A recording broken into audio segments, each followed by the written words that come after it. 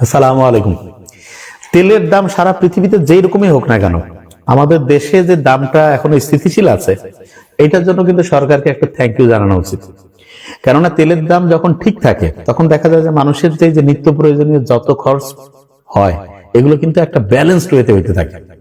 আর যে কোনো কারণে যখন তেলের দাম বেড়ে যায় তখন দেখা যায় পরিবহন খরচ বাড়ে, একটা জিনিসের উৎপাদন খরচ বাড়বে, এবং এটার মানেই হচ্ছে মানুষের তখন ব্যয় খরচ মানে নর্মালি তার জীবনযাত্রায় যে জিনিসগুলো লাগে সেগুলোর হচ্ছে কস্টিংটা বেড়ে যায়।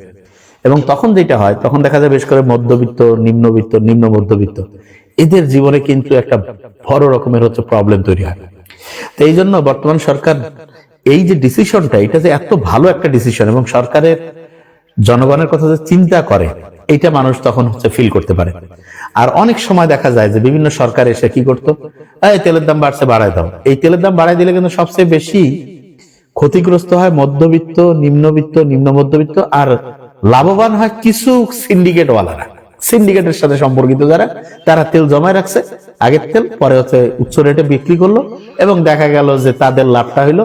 ওরা সরকারকে বলছে খুব ভালো ডিসিশন নিয়েছে। নো, এটা করাই যাবে না। এবং এখানে একটা জিনিস খেয়াল রাখতে হবে, যেটা হলো যে দরকার হলে সরকার ভর্তুকি দিয়ে হোক কিংবা রিজার্ভ থেকে খরচ করে হোক কিংবা অন্য কোনো ভাবে যদি টাকা অ্যারেঞ্জ করা যায় সেইটা করুক, কিন্তু তেলের দামটা স্থিতিশীল রাখতে হবে। আরেকটা জিনিস, অনেকে বলে যে তেলের দাম যদি আমরা না বাড়াই তাহলে তেল বাহিরে হচ্ছে যে এটাকে কি বলে যে হচ্ছে অন্য দেশে হচ্ছে পাচার হয়ে যাবে। এক্ষেত্রে আমরা পাচার যাতে হইতে না পারে সেই জন্য সিকিউরিটি ব্যবস্থাটা উন্নত করা, কিন্তু কোনো কারণে হচ্ছে চুরি হবে এই জন্য আমি দাম বাড়াই দিব, চোর ধরার কোনো সিস্টেম রাখলাম না, এটা ঠিক না। এবং বর্তমান সরকার আরেকটা ডিসিশন খুব ভালো হয়েছে, সেটা সম্ভবত ওই যে প্রত্যেক মাসে যে কারেন্টের বিলের যে মিটারের যে একটা বিল ছিল সেটা মনে হয় বাতিল করছে। So nice. এইরকম ডিসিশন জনবান্ধব ডিসিশন, এরকম ডিসিশন যখন নিবে মানুষজন, কিন্তু দেখেন যারা একটা রাষ্ট্র পরিচালনায় গেছে তারা যদি সততার সাথে ইমানদারির সাথে রাষ্ট্রটা পরিচালনা করে, দেশের মানুষজন কিন্তু খুশি। কিন্তু কষ্টটা কখন হয় মানুষের, যখন মধ্যবিত্ত, নিম্নবিত্ত, নিম্ন মধ্যবিত্ত, এইখানেই তো বেশি পার্সেন্ট লোক আছে, তারা যখন দেখা যায় যে তাদের প্রয়োজনীয় যে চাল, ডাল, তেল, ময়দা, আটা, এই নুন, এই জিনিসগুলো যদি সে ঠিকভাবে নিতে না পারে, নিত্য প্রয়োজনীয় প্রত্যেক দিন লাগে, প্রত্যেক দিন খরচা এইগুলো, কারণ তার তো প্রত্যেক মাসে সে যে জায়গায় বেতন পায় এটা তো একই আছে। তারপরে হচ্ছে গভর্নমেন্ট চাকরির মধ্যে যারা দেখা যায় সেকেন্ড ক্লাস, থার্ড ক্লাস, এমনকি ফার্স্ট ক্লাসের মধ্যে যারা একদম ধরা যাক ডক্টর বাদে, ডক্টরদের তো প্রাইভেট প্র্যাকটিসে একটা সুযোগ আছে, তাছাড়া অন্য যারা আছে ফার্স্ট ক্লাসের মধ্যেও কিন্তু যারা অবৈধভাবে ইনকাম করে না তাদের অনেকেই কিন্তু হচ্ছে অর্থনৈতিক একটা সংকটের মধ্যে থাকে, যেটা রিয়েলিটি। হ্যাঁ, মনে করে যে সরকারি বড় অফিসার টাকায় বোধহয় টাকা, নো, বৈধভাবে কিন্তু টাকাটা সত্যিকার অর্থে ডক্টর, লয়ার বাদে কয়েকটা প্রফেশনাল লোক বাদে, বিশেষ করে ডক্টর বাদে খুব কম কিন্তু।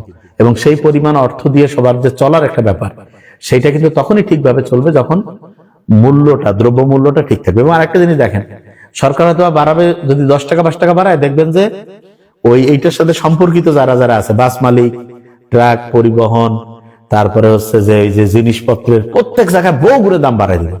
এইটা যাতে এই ভুলটা সরকার করেনি, এটার জন্য একটা থ্যাংক ইউ জানানো উচিত।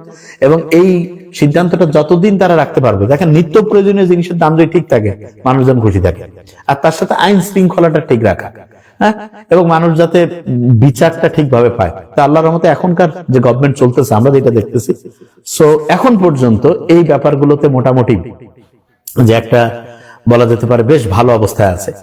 এবং আমাদের যে এখন মানে এটা বলতেই হবে যে বিগত 15-20 বছরের চেয়ে আমরা এখন একটা বেশ সুন্দর অবস্থায় আছি, ঠিক না? তা আলহামদুলিল্লাহ, আল্লাহর রহমতে যাতে আমাদের দেশের মানে হচ্ছে মধ্যবিত্ত, নিম্ন মধ্যবিত্ত, মধ্যবিত্ত এই মানুষজন যাতে হচ্ছে ভালোভাবে হচ্ছে যে জীবনটা পরিচালনা করতে পারে এবং সবগুলোর দাম যাতে স্থিতিশীল থাকে, এইটা আমাদের দেশের জন্য খুব দরকার। এবং তাহলে দেখা যায় মানুষ কেনাকাটাও ঠিক থাকবে, প্রবৃদ্ধিও ঠিক থাকবে।